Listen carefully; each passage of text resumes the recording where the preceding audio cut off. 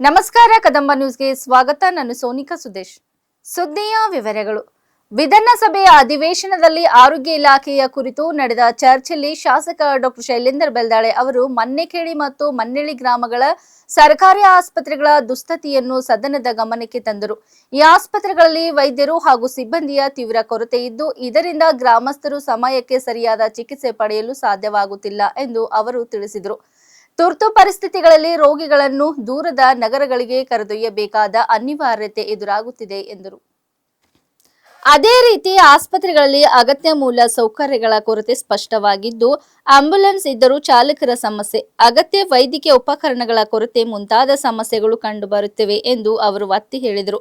ಗ್ರಾಮೀಣ ಪ್ರದೇಶದ ಜನರು ಉತ್ತಮ ಆರೋಗ್ಯ ಸೇವೆ ಪಡೆಯುವುದು ಅವರ ಮೂಲಭೂತ ಹಕ್ಕು ಎಂದು ತಿಳಿಸಿದ ಅವರು, ಈ ಸಮಸ್ಯೆಯನ್ನು ಸರ್ಕಾರ ಗಂಭೀರವಾಗಿ ಪರಿಗಣಿಸಿ ತಕ್ಷಣ ಕ್ರಮ ಕೈಗೊಳ್ಳಬೇಕು ಎಂದು ಆಗ್ರಹಿಸಿದರು.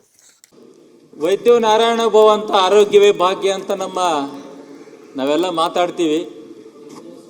ನಮ್ಮ ಸರ್ಕಾರ ಇದ್ದಾಗ ಮನ್ನಳ್ಳಿ PHCಗೆ CSC ಆಗಿ ಪರಿವರ್ತನೆ ಮಾಡಿ 1 ವರ್ಷ ಕೆಳಗಡೆ ಉದ್ಘಾಟನೆ ಮಾಡಿದ್ವಿ ನಾವು. ಅದಾದಮೇಲೆ ಕೂಡ ಇನ್ನೂ ತನ ಒಂದು D ಗ್ರೂಪ್ ನೌಕರರು ಕೂಡ ಅಲ್ಲಿ ನೇಮಕ ಮಾಡಿಲ್ಲ, ಒಬ್ಬ ಡಾಕ್ಟರ್ ಕೂಡ ನೇಮಕ ಆಗಿಲ್ಲ. ಸುಮಾರು 10 ಕೋಟಿ ಸರ್ಕಾರದ ವೆಚ್ಚ ಆ ಒಂದು ಕಟ್ಟಡಕ್ಕೆ ನಿರ್ಮಾಣ ಆಗಿದೆ, ಪೋಸ್ಟ್ಮಾರ್ಟಮ್ ರೂಮ್ ಆಗಿದೆ, ಇನ್ನಿತರ ಎಲ್ಲ ಫರ್ನಿಚರ್ ಬಂದಿದೆ. ಓನ್ಲಿ ಎಕ್ವಿಪ್ಮೆಂಟ್ಸ್ ಬರಬೇಕು, ಅದು 3 ಕೋಟಿ ಹಣ ಹಾಗೇ ಇದೆ. ಇನ್ನು DHO ಕೂಡ ಟೆಂಡರ್ ಮಾಡಿಲ್ಲ. ನಾನು ಸುಮಾರು 8-10 ಸಲ ನಾನು ಮನವಿ ಮಾಡಿದ್ದೀನಿ. ನಮ್ಮ ಉಸ್ತುವಾರಿ ಸಚಿವರು ಹೇಳಿದ್ರೆ, ಒಂದ್ಸಲ ಮಂತ್ರಿಯವರು ಕೂಡ ಇಲ್ಲೇ ಒಳಗಡೆ ಕೂತಾಗ ಹೇಳಿದ್ದೆ. ಮನ್ನಳ್ಳಿ ಜಿಲ್ಲಾ ಪಂಚಾಯತ್ ಕ್ಷೇತ್ರ ಇದೆ, ಪೂರ್ತಿ ತೆಲಂಗಾಣ ಹತ್ತಿದ ಊರಿದೆ. ಎಲ್ಲ ತೆಲುಗು ಮಾತಾಡೋ ಜನ ಬಹಳಷ್ಟು ಜನ ಇದ್ದಾರೆ. ಬಹಳಷ್ಟು ಜನ OBC ಜನ ಕಡುಬಡವರು ಇರ್ತಾರೆ. ಅಧ್ಯಕ್ಷರೇ, ಹರ್ಷಗುಪ್ತ ಅವ್ರು ಇಲ್ಲೇ ಇದ್ದಾರೆ, ಅವ್ರಿಗೆ ಗೊತ್ತು, ಅಲ್ಲಿ DC ಆಗಿ ಕೆಲಸ ಮಾಡಿದ್ದಾರೆ ನಮ್ಮಲ್ಲಿ. ಯಾಕೆ ಅಷ್ಟೊಂದು ಕಡುಬರಿದೆ, ಅಲ್ಲೊಂದು CSC ಮಾಡಿದಗೋಸ್ಕರ ಇನ್ನೂ 1 ವರ್ಷ ಇತ್ತು ನೇಮಕ ಮಾಡಿಲ್ಲ ಅಂದ್ರೆ, ಅಲ್ಲಿಂದ DHO ಏನ್ ಮಾಡ್ತಾ ಇದಾರೆ, ಮೇಲಿಂದ ವರದಿ ಕೊಟ್ಟರ ಇಲ್ಲೋ, ಮೇಲಂತ ಸಚಿವರಿಗೇನು ಹೇಳಿದಾರೆ ಇಲ್ಲೋ, ಅಂದ್ರೆ ಎಷ್ಟರ ಮಟ್ಟಿಗೆ ಸೀರಿಯಸ್ ಇದಾರೆ ಅಂತ ನಾ ತಮ್ಮ ಮೂಲಕ ಹೇಳಕ್ಕೆ ಇಷ್ಟಪಡ್ತೀನಿ ಅಧ್ಯಕ್ಷರೇ. ಮನ್ನೆಕೇಳಿ ಗ್ರಾಮ ಯಾವ ತರ ನಮ್ಮ ಶಾರದಾ ಅಕ್ಕೋರು ಹೇಳಿದ್ರು, ಅವ್ರಿಗೂ ತಾಲೂಕು ಆಸ್ಪತ್ರೆ ಇಲ್ಲ, ನನ್ನ ವಿಧಾನಸಭಾ ಕ್ಷೇತ್ರಕ್ಕೂ ತಾಲೂಕು ಆಸ್ಪತ್ರೆ ಇಲ್ಲ, ಜಿಲ್ಲಾ ಆಸ್ಪತ್ರೆ ಇಲ್ಲ. ನಮ್ಮ ಬೀದರ್ ದಕ್ಷಿಣ ಕ್ಷೇತ್ರ ಟೋಟಲಿ ಗ್ರಾಮೀಣ ಪ್ರದೇಶ ಕೂಡುವಂತ ಕ್ಷೇತ್ರ. ಮನ್ನೆಕೇಳಿ ಒಂದು ದೊಡ್ಡ ಗ್ರಾಮ, ಅಲ್ಲಿ ಗೈನಕಾಲಜಿಸ್ಟ್ ಇದ್ರು ಅಧ್ಯಕ್ಷರೇ 1.5 ವರ್ಷ ಕೆಳಗಡೆ. ಅವರನ್ನ ವರ್ಗಾವಣೆ ಮಾಡಿ ಬಾಲ್ಕಿ ತಾಲೂಕಕ್ಕೆ ಹಾಕಿದ್ದಾರೆ. ಪೋಸ್ಟಿಂಗ್ ಇಲ್ಲೇ ಆ ಮೇಡಮ್ದು. ಇನ್ನೂ ತನಕ ಕೂಡ ಗೈನಕಾಲಜಿಸ್ಟ್ ಒಂದು ಕೊಟ್ಟಿಲ್ಲ. ಅಲ್ಲಿ ಹೆರಿಗೆ ಓನ್ಲಿ ಸ್ಟಾಫ್ ನರ್ಸ್ ಅಷ್ಟೇ ಹೆರಿಗೆ ಮಾಡ್ತಾ ಇದ್ದಾರೆ. ಫುಲ್ ಒಂದು 30,000 ಜನಸಂಖ್ಯೆ ಇದ್ದಂತ ಊರು ಪಕ್ಕ ಅಕ್ಕಪಕ್ಕ 30-40 ಹಳ್ಳಿ ಊರು ಬರ್ತದೆ ಅಧ್ಯಕ್ಷರೇ. ಸುಮಾರು ಸಲ KDPL ಡಿಸ್ಕಸ್ ಮಾಡಿದೆ, ಉಸ್ತುವಾರಿ ಸಚಿವರಿಗೆ ಹೇಳಿದೆ, ಪತ್ರ ಬರೆದೆ, ಇನ್ನೂ ತನ ಒಂದು ಗೈನಕಾಲಜಿಸ್ಟ್ ಕೊಟ್ಟಿಲ್ಲ ಅಧ್ಯಕ್ಷರೇ. ಅಲ್ಲಿ ಸ್ಟಾಫ್ ನರ್ಸ್ ಅಷ್ಟೇ ಪಾಪ ಹೆರಿಗೆ ಮಾಡ್ತಿದ್ದ ಅಧ್ಯಕ್ಷರೇ. ಒಂದು ಅಲ್ಲಿ ಹೆರಿಗೆ ಮಾಡ್ಲಿಕ್ಕಾಗಿಲ್ಲ ಅಂತ ಮನ್ನೆಕೇಳಿಗೆ ತಂದ್ರು, ದಾರಿಯಲ್ಲೇ ಮೃತಪಟ್ಟರು ಅಧ್ಯಕ್ಷರೇ. ಇದು ನಮ್ಮ ಬೆಂಬಳಖೇಡದೊಂದು ಉದಾಹರಣೆ ಹೇಳ್ತಾ ಇದ್ದೀನಿ ಅಧ್ಯಕ್ಷರೇ. ಅಂದ್ರೆ ಈ ತರ ನಾನು ವಿನಂತಿ ಮಾಡ್ಕೋತೀನಿ ನಮ್ಮ ಹೆಲ್ತ್ ಮಿನಿಸ್ಟರ್ ಅವರಿಗೆ, ಸ್ವಲ್ಪ ಇದ್ರ ಬಗ್ಗೆ ಸೀರಿಯಸ್ ತಗೊಂಡು ಎಲ್ಲೆಲ್ಲಿ ಡಾಕ್ಟರ್ಸ್ ಇಲ್ಲ, ಎಲ್ಲೆಲ್ಲಿ ಕೊರತೆ ಇದೆ ಅದ್ರ ಬಗ್ಗೆ. ಯಾಕಂದ್ರೆ ಡಾಕ್ಟರ್ ಎಜುಕೇಶನ್ ಒಂದು ಡಾಕ್ಟರ್ ಬಹಳ ಪುಣ್ಯದ ಕೆಲಸ.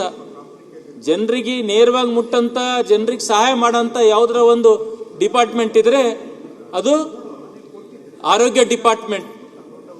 ಅದನ್ನ ಇದೊಂದು ಆಂಬ್ಯುಲೆನ್ಸ್ ಇದೆ 4 ತಾಲೂಕು, ಚಾಂಗ್ಲೇರಿ, ಬೆಂಬಳಖೇಡ ಅಂಡ್ ಮನ್ನೆಕೇಳಿ 3 PHC ಇದೆ ಅಧ್ಯಕ್ಷರೇ. ಅದರಲ್ಲಿ ಆಂಬ್ಯುಲೆನ್ಸ್ 3 ಇದೆ, ಡ್ರೈವರ್ ಒಬ್ಬನೇನೋ ಅಧ್ಯಕ್ಷರೇ. ಸುಮಾರು ಸಲ ಹೇಳಿದ್ರು, ಇಲ್ಲ ಮೇಲಿಂದೇ ಬಂದಿಲ್ಲ, ಮೇಲಿಂದೇ ಅಪ್ರೂವಲ್ ಬಂದಿಲ್ಲ, D ಗ್ರೂಪ್ ಅಪ್ರೂವಲ್ ಬಂದಿಲ್ಲ. ಈ ತರ ಅಂದ್ರೆ ಅವ್ರಿಗೆ ಅಧಿಕಾರ DHO ಅವರಿಗೆ ಕೊಡ್ರಿ ಮೇಲಿಂದೆ. ನಿಮ್ secretary ACS level minister ambulance ಡ್ರೈವರೇ ಇರ್ಲಿಲ್ಲ ಅಂದ್ರ ಅವ್ನ ಹೆಂಗ್ ಬೀದರ್ಗೆ ಹೆಚ್ಚಿನ ಚಿಕಿತ್ಸೆಗೆ ಬೀದರ್, ಸೋಲಾಪುರ, ಹೈದರಾಬಾದ್ ಹೇಗೋಯ್ತಾನ ಅವನು? ಹಾದಿಯಲ್ಲೇ ಮರಣ ಹೊಂತಾರ. ಅದಕ್ಕಿಂತ ಸಾಕಷ್ಟು ಉದಾಹರಣೆಗಳಿವೆ. ರಾಜ್ಯಾದ್ಯಂತ ಇಂದು SSLC ಪರೀಕ್ಷೆಗಳು ಆರಂಭವಾಗಿದೆ. ಬೀದರ್ ಜಿಲ್ಲೆಯಲ್ಲಿ ಒಟ್ಟು 28,439 ವಿದ್ಯಾರ್ಥಿಗಳು ಪರೀಕ್ಷೆ ಬರೆದಿದ್ದಾರೆ. ಜಿಲ್ಲಾದ್ಯಂತ 94 ಪರೀಕ್ಷಾ ಕೇಂದ್ರಗಳನ್ನು ಸ್ಥಾಪಿಸಲಾಗಿದ್ದು, ಬೀದರ್ನಲ್ಲಿ 18, ಔರಾದ್ನಲ್ಲಿ 13, ಬಸವಕಲ್ಯಾಣದಲ್ಲಿ 17, ಭಾಲ್ಕಿಯಲ್ಲಿ 16 ಹಾಗೂ ಹುಮ್ನಾಬಾದ್ನಲ್ಲಿ 20 ಕೇಂದ್ರಗಳಲ್ಲಿ ವಿದ್ಯಾರ್ಥಿಗಳು ಪರೀಕ್ಷೆ ಬರೆದಿದ್ದಾರೆ. ಒಟ್ಟು ವಿದ್ಯಾರ್ಥಿಗಳಲ್ಲಿ 23,529 ರೆಗ್ಯುಲರ್ಸ್, 1439 ಪ್ರೈವೇಟ್ ಫ್ರೆಷರ್ಸ್ ಹಾಗೂ 3471 ರಿಪೀಟರ್ ವಿದ್ಯಾರ್ಥಿಗಳಿದ್ದಾರೆ. ಪರೀಕ್ಷೆಯ ಪಾರದರ್ಶಕತೆಗಾಗಿ ಪ್ರತಿಯೊಂದು ಕೇಂದ್ರದ ಕೊಠಡಿಗಳಿಗೆ ಸಿಸಿಟಿವಿ ಕ್ಯಾಮೆರಾಗಳನ್ನು ಅಳವಡಿಸಿ ಕಣ್ಗಾವಲು ವಹಿಸಲಾಗಿದೆ. ಪರೀಕ್ಷಾ ಕೇಂದ್ರಗಳಿಗೆ ಬರುವ ವಿದ್ಯಾರ್ಥಿಗಳನ್ನು ಕಟ್ಟುನಿಟ್ಟಾಗಿ ಪರಿಶೀಲಿಸಿ ಒಳಗೆ ಬಿಟ್ಟಿದ್ದಾರೆ. ಪರೀಕ್ಷಾ ಕೇಂದ್ರಗಳ ಸುತ್ತಮುತ್ತ 200 ಮೀಟರ್ ವ್ಯಾಪ್ತಿಯಲ್ಲಿ ನಿಷೇಧಾಜ್ಞೆ ಜಾರಿಗೊಳಿಸಲಾಗಿದ್ದು, ಜೆರಾಕ್ಸ್ ಅಂಗಡಿಗಳನ್ನು ತಾತ್ಕಾಲಿಕವಾಗಿ ಬಂದ್ ಮಾಡಲಾಗಿದೆ. ವಿದ್ಯಾರ್ಥಿಗಳಿಗೆ ಜಿಲ್ಲಾ ಪಂಚಾಯತ್ ಸಿಇಒ ಗಿರೀಶ್ ಬೋದಲೆ ಅವರು ಶುಭ ಹಾರೈಸಿದ್ದು, ಎಸ್ಎಸ್ಎಲ್ಸಿ ಪರೀಕ್ಷೆ ವಿದ್ಯಾರ್ಥಿ ಜೀವನದ ಪ್ರಮುಖ ಘಟ್ಟವಾಗಿದ್ದು, ಯಾವುದೇ ಆತಂಕವಿಲ್ಲದೆ ಪರೀಕ್ಷೆ ಬರೆದು ಉಜ್ವಲ ಭವಿಷ್ಯ ನಿರ್ಮಿಸಿಕೊಳ್ಳಿ ಎಂದು ಪ್ರಕಟಣೆಯ ಮೂಲಕ ತಿಳಿಸಿದ್ದಾರೆ.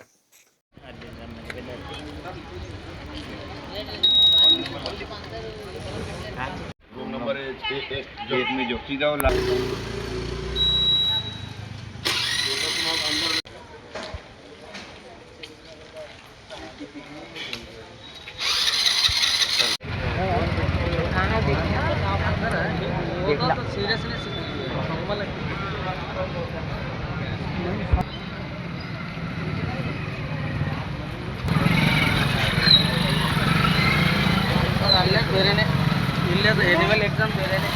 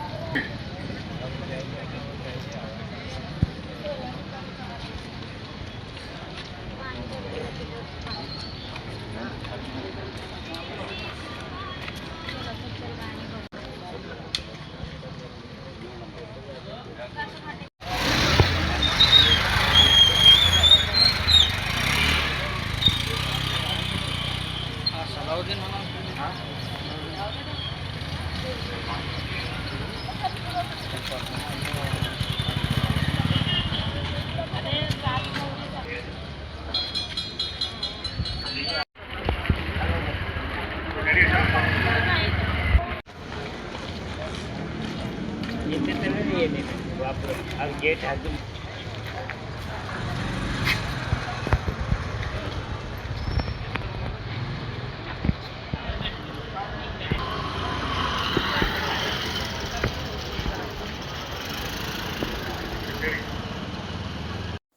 ಬಸವಕಲ್ಯಾಣ ತಾಲೂಕಿನ ಹುಲ್ಸೂರು ರಸ್ತೆಯ ಮುಚ್ಲಂ ಕ್ರಾಸ್ ಸಮೀಪದ ಜೀಜಾಮಾತಾ ಚೌಕ್ ಬಳಿ ನಡೆದ ಭೀಕರ ರಸ್ತೆ ಅಪಘಾತದಲ್ಲಿ ದಂಪತಿ ಸ್ಥಳದಲ್ಲೇ ಮೃತಪಟ್ಟ ಘಟನೆ ನಡೆದಿದೆ. ಬೈಕ್ ಮತ್ತು ಟಿಪ್ಪರ್ ನಡುವೆ ಸಂಭವಿಸಿದ ಈ ದುರ್ಘಟನೆಯಲ್ಲಿ ದಸ್ತಗಿರಿ ಸೈಯದ್ ಹಾಗೂ ಅವರ ಪತ್ನಿ ಯಾಸ್ಮಿನ್ ಸಾವನ್ನಪ್ಪಿದ್ದಾರೆ. ಅಪಘಾತದ ತೀವ್ರತೆಗೆ ಇಬ್ಬರು ಸ್ಥಳದಲ್ಲೇ ಪ್ರಾಣ ಕಳೆದುಕೊಂಡಿದ್ದಾರೆ ಎಂದು ತಿಳಿದು ಬಂದಿದೆ. ಘಟನೆ ಕುರಿತು ಮಾಹಿತಿ ಪಡೆದ ಪೊಲೀಸರು ಸ್ಥಳಕ್ಕೆ ಭೇಟಿ ನೀಡಿ ಪರಿಶೀಲನೆ ನಡೆಸಿದ್ದಾರೆ. ಮೃತದೇಹಗಳನ್ನು ಮರಣೋತ್ತರ ಪರೀಕ್ಷೆಗಾಗಿ ಆಸ್ಪತ್ರೆಗೆ ರವಾನಿಸಲಾಗಿದೆ. ಈ ಸಂಬಂಧ ಸಂಬಂಧಿಸಿದ ಪೊಲೀಸ್ ಠಾಣೆಯಲ್ಲಿ ಪ್ರಕರಣ ದಾಖಲಾಗಿದೆ.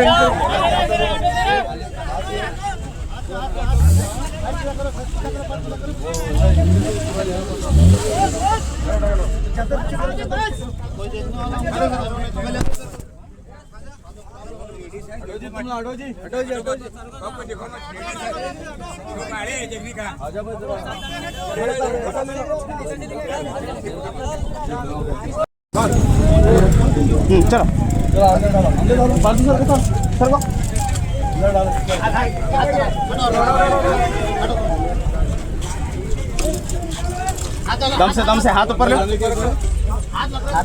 हाथ ऊपर ले।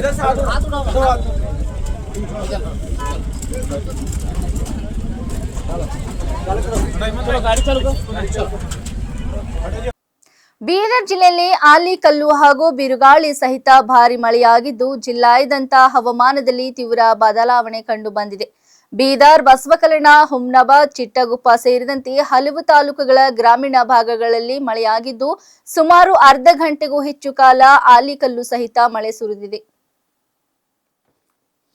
ಬೀದರ್ ನಗರದಲ್ಲೂ ಅರ್ಧ ಗಂಟೆಯಿಂದ ನಿರಂತರವಾಗಿ ಆಲಿಕಲ್ಲು ಮಳೆ ಸುರಿಯುತ್ತಿದ್ದು ರಸ್ತೆಗಳ ಮೇಲೆ ನೀರು ನಿಂತು ವಾಹನ ಸಂಚಾರಕ್ಕೆ ಅಡಚಣೆ ಉಂಟಾಗಿದೆ. ಇದರಿಂದ ವಾಹನ ಸವಾರರು ಪರದಾಡುವ ಪರಿಸ್ಥಿತಿ ನಿರ್ಮಾಣವಾಗಿದೆ. ಇತ್ತೀಚಿನ ಬಿಸಿಲಿನ ತಾಪದಿಂದ ತತ್ತರಿಸಿದ ಜಿಲ್ಲೆಯ ಜನರಿಗೆ ಈ ಮಳೆ ತಂಪು ನೀಡಿದರೂ ಅಕಸ್ಮಾತ್ ಸುರಿದ ಆಲಿಕಲ್ಲು ಮಳೆಯಿಂದ ಕೆಲವೆಡೆ ತೊಂದರೆಗಳು ಉಂಟಾಗಿವೆ. ಹವಾಮಾನದಲ್ಲಿ ಮುಂದಿನ ದಿನಗಳಲ್ಲಿಯೂ ಬದಲಾವಣೆ ಸಾಧ್ಯತೆ ಇರುವುದರಿಂದ ಜನರು ಎಚ್ಚರಿಕೆಯಿಂದ ಇರಲು ಸೂಚಿಸಲಾಗಿದೆ.